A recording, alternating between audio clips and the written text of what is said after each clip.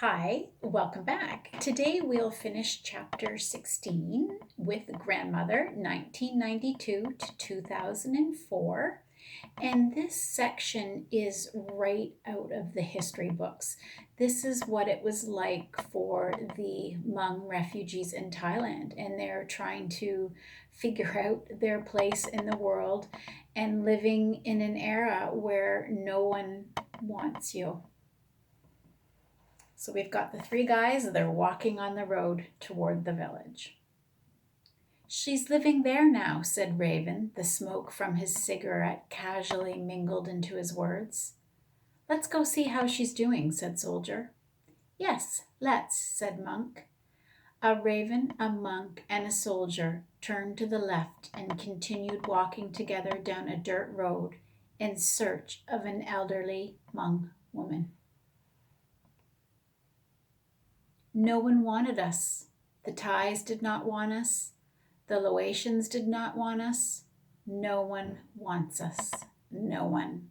We were seen as a problem that no one wanted to take into their hands and fix. So we remained stuck, nowhere to go. The days had been moving, yet those of us left behind had not moved with them. Our feet were trapped in thick jungle debris. The birds called out to us with their sweet voices, but we were unable to hear them. It was dark except for a candle. Its flame cut through the black and orange embers that glowed light and dark. Where was I to go? What was I to do?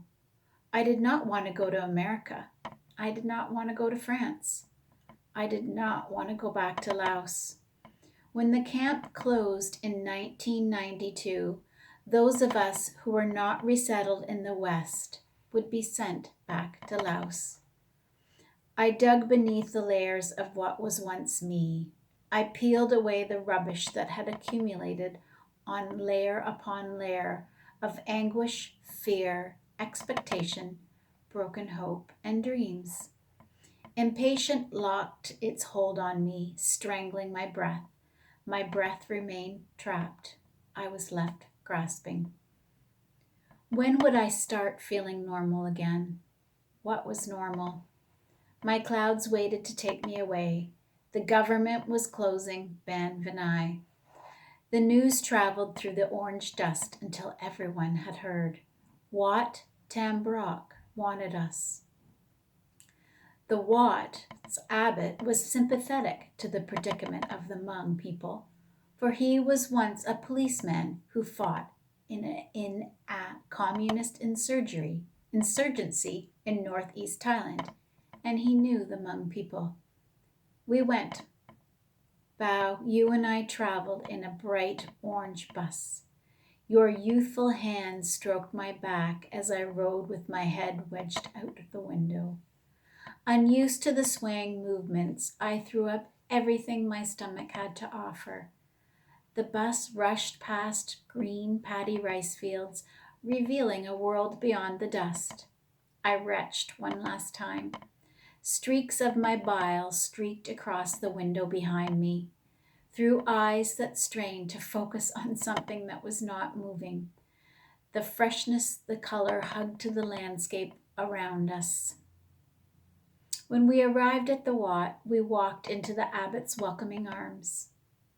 It was nice to be wanted. It was nice that someone other than death had put his arms around us. From these arms, hope was nurtured. The abbot found jobs for the men. The Hmong, whose hands were born from the soil, were once again in farmers' fields. Others worked in construction and quarries. Every morning, not long after the rooster had called, trucks would arrive at the Wat and the men would pile into the back, shipped off to various employers. Some money trickled into the community, and with it a sense of pride and prosperity. Most of the wages were still earned from the women, whose hands expertly stitched the story of our lives. Unlike Ban Vinai, there were no social services, so it was up to us to build our lives as best we could. Homes were constructed with materials offered to us by the land. We scavenged and we scraped together an existence. But the Thai government was still unhappy. The Thai government wished to shut its eyes and send us away. We were a burden on a thriving economy. Our host country's kindness was stretched, its patience exhausted. There were rumors, there was reality, and somewhere in between sat the truth. From the Wat grounds, the Thai government accused the Hmong of drug trafficking, fostering a Laotian resistance movement, and trading weapons. All of the activities were illegal, and none helped to endear the Hmong to the Thai government. It seemed like everyone was mad at us. I know I was old, uneducated, and a woman. But how did these smart people in government think a group of poor refugees got weapons and drugs? They could not get such things unless someone with money was giving it to them. When our beloved benefactor died in 1999, the Hmong lost a great supporter. When his soul went to the sky, razor wire went around our settlement.